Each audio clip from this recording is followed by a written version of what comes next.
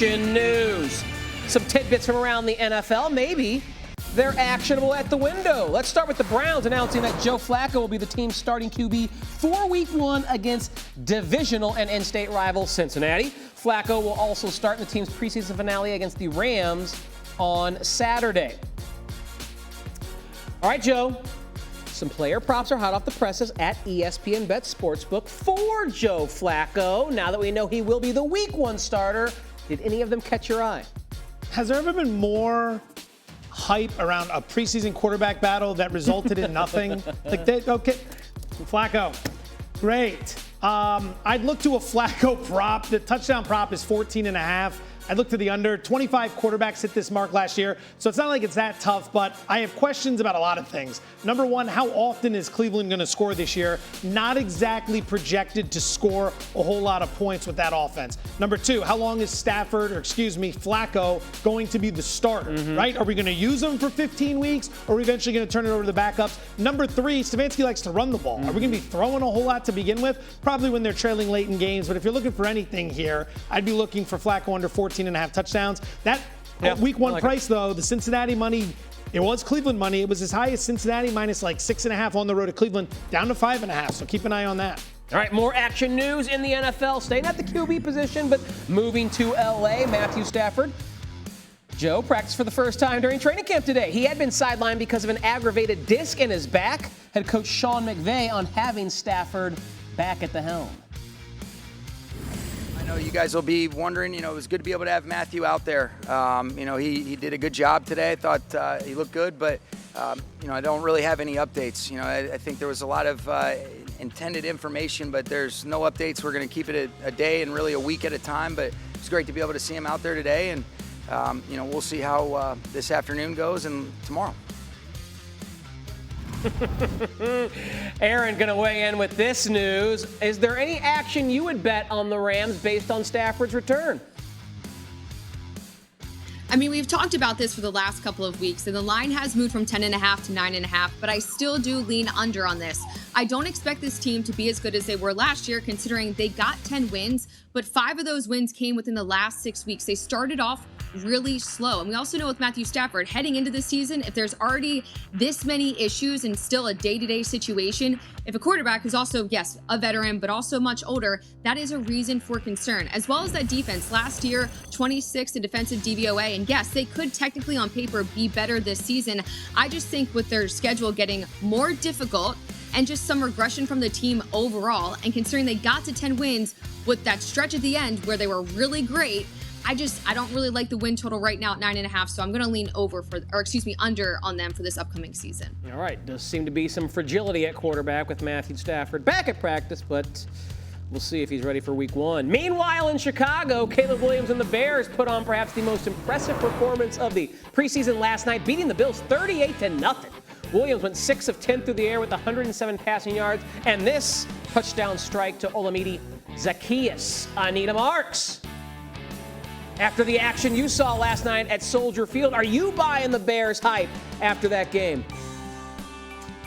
I'm buying the Bears hype. I'm also buying what Bill Barnwell's having to sell as one of the most improved teams coming into this season. But why? Because of Ben Johnson. I love him making his way from Detroit, now the head coach.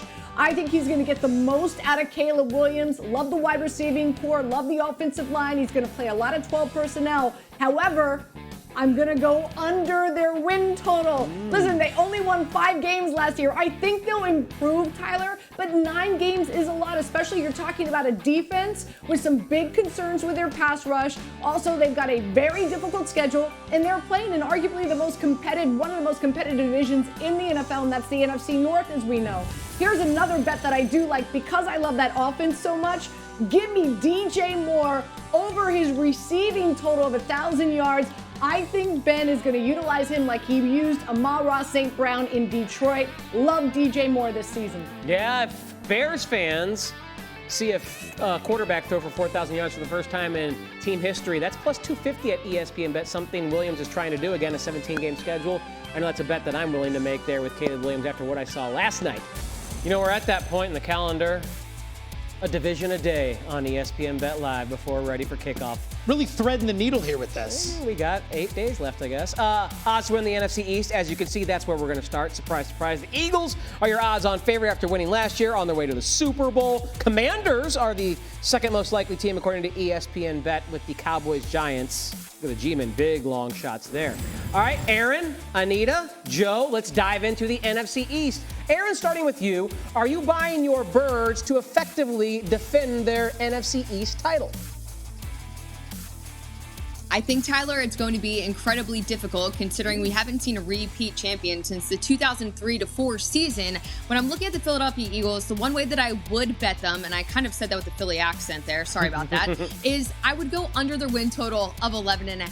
Things are going to have to go very smoothly like they did last year, and it's going to be hard to rest because the fourth easiest schedule to the fifth hardest schedule in the National Football League. This is not going to be easy, and I expect regression for a team that went 7-2 in one-score games. They have to face the AFC North, the NFC West. The NFC West, excuse me. That's not going to be easy. So I just think all things considered with the Philadelphia Eagles, knowing how great they played last year and all the additional games that those players had to play, it's not going to be easy to just have a smooth sailing system this year. So considering this is at 11.5, I'm going to have to go under on that. Unlike Judas, I'm loyal to my teams. I would never throw them under the bus after winning me a championship Don't like start that. with me, Joe. I would move myself into the player prop market. Saquon Barkley, hell of a player, under 14.5 rushing yards. No, he can still have a great year. The team can be great. We're just not going to run for as many years. Show me a career season, and I'll show you a guy who's going to bet against it the following year. Ultimately, it's a massive number. I think people lose sight of something like that. We've seen it happen 10 times in 4 years since the NFL went to a 17-game regular season. 10 times in 4 seasons, the guy's hit over 1,400 yards. Barkley himself has hit it 1 time in 7 years, which was last year. Injuries are concerned. We've already seen an injury to Landon Dickerson on the offensive line. Things should be okay there, but you stack everything together, it's a massive number to get to. I'd be looking to the under on his rushing prop. He's 150 yards clear of anyone else this year as far as a rushing total, which is crazy. So wild. He became the 9th player to run for 2K last year. Of the previous 8, only 1 followed their 2,000-yard season with more than 1,400 the next year. It was Barry Sanders. The year he retires. A couple years ago. Right, exactly. So it is difficult, as Joe is pointing out there. All right, Anita, these two coming in here kind of down on the NFC East favorites. So who would you be betting to win this division? I love the Commanders. Dare I say they've got the best quarterback in the NFC East? I know I might be going on a limb here. A lot of people are in love with Jackson Dart already. But I love Jaden Daniels. I love what we saw from him last season, right? Winning 12 games, and a lot of those games were close. He learned so much as a rookie, and reports out of camp is that he is totally zoned in on making this season even bigger and better. Yes, you're hoping that they work out a deal with Terry McLaurin, fingers crossed. But I think the Eagles have taken a step back on the defensive side of the ball. As we knew, new head coach with the Cowboys. I think there's going to be a learning curve there. And on top of it, because I love the Commanders so much, I think they win the division. Therefore, Jaden Daniels to win the MVP this year. This young man is a stud. I think we've only seen the tip of the iceberg. I can't wait to see what he's going to do this season. I like him winning the MVP. A lot of layers to that analysis. Look, Daniels is awesome. I got nothing anti-Daniels. Would go under 9.5 wins for Washington. What happened last year, there's a 20 of 23 on 4th down. It's true. Do we see that happening again this season? Probably not. 8-4 in one-score games, that's not happening again. Most importantly, I want you to take a look at the quarterbacks the defense beat up on last year. Anyone there impress you in any regard whatsoever? Maybe Michael Penix, but he was a rookie who had made, 2 starts at that point? Spencer Rattler, Will Levis, Cooper Rush. Look at these guys. That's the list. Not the extensive list. There was Jalen Hurts was on there once. But the reality is they beat up on so many. Look at how many of their wins they generated against nobody's. Defense isn't that great. Offensive line's got concerns. The red flag at the 1-score wins is something to keep an eye on. The McLaurin situation isn't resolved. When it is, great. Is he going to be able to hit the ground running? A lot to worry about there. Under 9.5 wins for the Commanders. All right, Erin, come on in here because Joe bearish, Anita bullish on the Commanders. What are you doing? I'm going over 9.5 wins for the Washington Commanders. I'm sorry, Joe, going against that, but great analysis that they beat up on some mediocre quarterbacks. But how much regression are we going to see? They're a 12-win team last year, and I think they can be even better this year, but I don't think they're going to drop off by more than 4 games.